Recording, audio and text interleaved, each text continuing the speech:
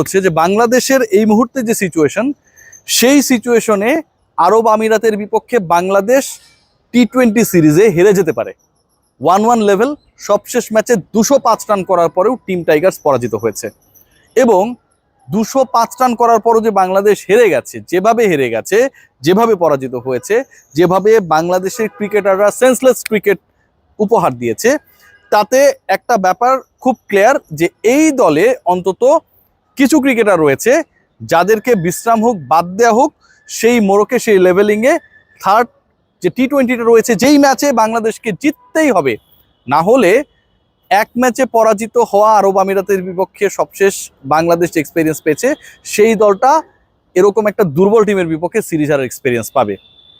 আমার আলোচনা, আমার ট্যাগলাইনে আপনারা দেখতে পাচ্ছেন যে আমি বলছি Liton Kumar Das, since is the captain of the team, এটা কেউ চিন্তা করতে পারে না যে তাকে বিশ্রামে পাঠানো উচিত কিনা, এবং নাজমুল হোসেন শান্ত, এই দুজন ক্রিকেটারকে বিশ্রাম দিয়ে, আমি একটু ভদ্রভাবেই বলতে চাই, বাংলাদেশের নতুন ম্যাচে, নতুন ডেতে, নতুন লক্ষ্যে, নতুন যে খেলাটা শুরু হবে রাত 9টায়, সেখানটায় 11টা হওয়া উচিত। এবং সেই পার্টিকুলার 11-এ লিটন কুমার দাস, আমি মনে করি, for his bat form, for his bat captaincy, এবং একই সাথে তিনি যেভাবে স্ট্রাগল করছেন, প্রথম ম্যাচে তিনি অনেকটা ব্যাকফুটে গিয়ে এলবিডব্লিউ হলেন, পরের ম্যাচে তিনি 3-4টা লাইভ পেলেন, হাতে ক্যাচ গিয়েছিল, সেই ক্যাচটাও রাখতে পারেনি ফিল্ডার, শেষ পর্যন্ত প্রায় 5.5 ওভার খেলেছেন, 32 বলে 40 রান করেছেন, 125 স্ট্রাইক রেটে, যেখানটায় 205 চেস ডাউন হয়েছে।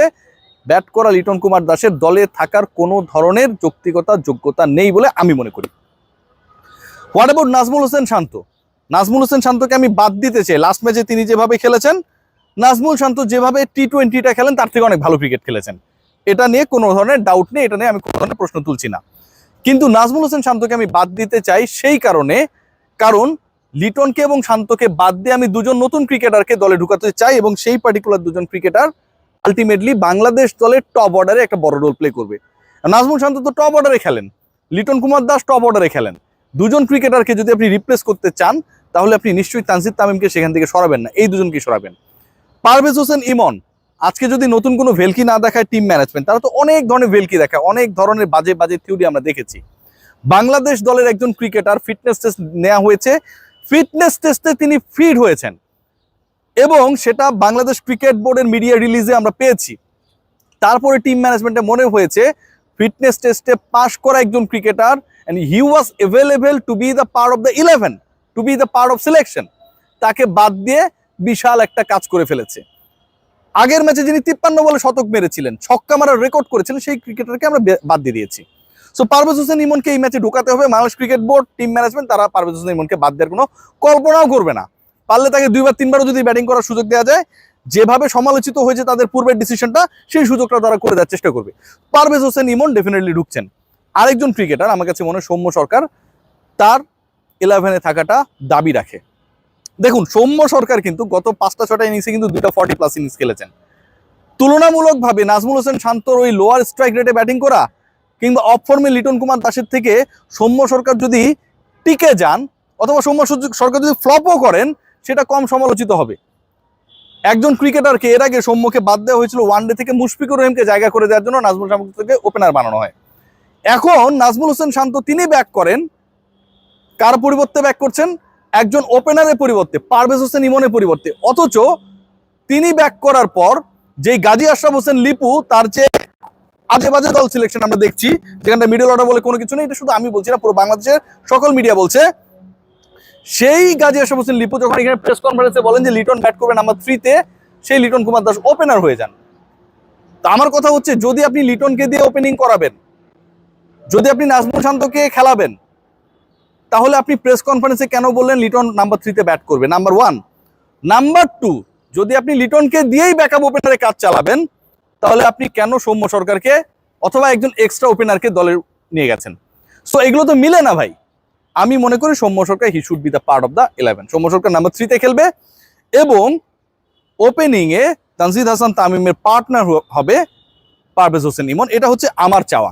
এই জিনিসটা যদি হয়, কে ভালো করবে কে খারাপ করবে we cannot guarantee it, but আমি এটা চাই।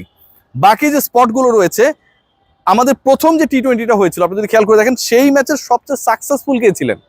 বল হাতে সবচেয়ে সাকসেসফুল কে ছিলেন? সবচেয়ে বেশি উইকেট কে পেয়েছিলেন? হাসান মাহমুদ। হাইয়েস্ট রান যিনি করেছিলেন তিনিও বাদ পড়েছেন, হাইয়েস্ট উইকেট যিনি পেয়েছিলেন তিনিও বাদ পড়েছেন। মানে এর থেকে ফানিয়েস্ট ব্যাপার হইতে পারে না। হাসান মাহমুদকে আমাদের প্রয়োজন, সিন্স মুস্তাফিজ এই মুহূর্তে দলের সাথে নেই রিগার্ডিং আইপিএল। সো হাসান মাহমুদকে যদি আপনি দলভুক্ত করেন, তাহলে আপনি যদি 3 পেসার 2 স্পিনার নিয়ে খেলেন, সেই জায়গাটা আপনি আসলে কাকে সরাবেন আর কাকে রাখবেন? আমার মতে হাসান মাহমুদকে যদি দলভুক্ত করা হয়, এবং এটা উচিত, definitely Hasan Mahmud should be the part of the 11। Hasan Mahmud অবশ্যই 55 রান খরচ করা তানজিম হাসান সাকিবের জায়গায় হয়তো খেলবেন। তারপরেও কিন্তু আমাদের পেস ডিপার্টমেন্ট নিয়ে যথেষ্ট সংশয় থাকবে, কারণ along with Hasan Mahmud, Shoriful Islam last ম্যাচে ভালো বল করেছেন। ওভার থ্রোটা ভাই এটা কোনোভাবেই ক্ষমার যোগ্য না। এবং আমরা সবাই জানি নাহিদ রানাও খরুচে ছিলেন, বাট নাহিদ রানাকে এক ম্যাচ খেলিয়ে ড্রপ করার পক্ষে আমি না। Nahid Rana should be given a chance. Spin ডিপার্টমেন্টে কে কে থাকছেন এটা একটা বড় আলোচনা। স্পিন ডিপার্টমেন্টে আমার কাছে মনে হয় যেটা, যে আগের ম্যাচে আমরা দেখেছিলাম রিশাদকে এবং তানভীরকে। সো ওই জায়গাটায় ভাইস ক্যাপ্টেন শেখ মেহেদীকে হয়তো আজকে বাংলাদেশ খেলাবে, এবং তিনি যেহেতু ভাইস ক্যাপ্টেন বানাইছেন, আপনার তো তাকে ক্যাপ্টেন্সি লোডও দিতে হবে। লিটনকে আমি মনে করি ড্রপ করা উচিত। তাহলে আপনার তো প্রশ্ন রাখবেন যে ক্যাপ্টেন্সিটা কে করবে? শেখ মেহেদী ক্যাপ্টেন্সি করুক, নো প্রবলেম। শেখ মেহেদী ওয়েস্ট ইন্ডিজের বিপক্ষে ভালো করেছে, প্রথম ম্যাচটা তার খারাপ গেছে, ওকে মানলাম সবকিছুই। লিটন কুমার দাসের প্রত্যেকটা ম্যাচই খারাপ যায়। সো শেখ মেহেদী ক্যাপ্টেন্সি করুক। আমি যদি ভাইস ক্যাপ্টেন বানাই, মানে আমি ফিউচার ক্যাপ্টেন হিসেবে তাকে চিন্তা করি। ফিউচার ক্যাপ্টেনকে আপনি একটা চ্যালেঞ্জে ফেলেন না, দেখি না কি হয়। শেখ মেহেদী থাকবে এবং রিশাদ হোসেন, এই দুজন হচ্ছে স্পিন ডিপার্টমেন্টে। পেস ডিপার্টমেন্টে 3 জনের নাম বলেছি। মিডল অর্ডারে খুব বেশি পরিবর্তনের সুযোগ নেই, cause we don't have any other option.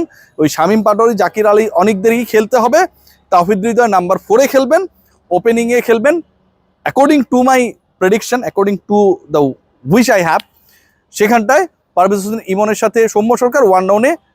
Of course আমাদের গুরুত্বপূর্ণ ক্রিকেটার, এবং যাকে নিয়ে এত বেশি আলোচনাটা হয়, যার ব্যাপারে এই ডিসকাশনটা করতে গিয়ে তুলনামূলকভাবে হচ্ছে অনেক বেশি হোঁচট খেতে হয়েছে, সেখানটায় আমার কাছে মনে হয় যে সৌম্য সরকার থাকবে, এবং পারভেজ ইমনের পার্টনার হবেন আমাদের তানজিদ হাসান তামিম, যিনি গত ম্যাচেও ফায়ার স্টার্ট করেছিলেন।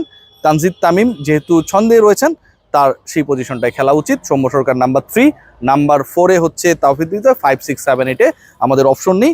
সেই জায়গাগুলোতে শামীম হোসেন পাটোয়ারি এবং জাকির আলী অনেকটাই খেলবেন। 2 জন স্পিনার, 3 জন পেসার নিয়ে বাংলাদেশে খেলা উচিত। অবশ্যই সর্বোচ্চ রান গেটারের পাশাপাশি ফেরানো উচিত সর্বোচ্চ উইকেট যিনি নিয়েছেন তাকেও। এই ছিল মোটামুটি আলোচনা। আপনাদেরকে একটু জানিয়ে রাখতে চাই যে ঈদ উইথ শাওমি নিয়ে এলো 5 কোটি টাকার ঈদ উপহার। এই ঈদে শাওমি স্মার্টফোন কিনে পেতে পারেন নগদ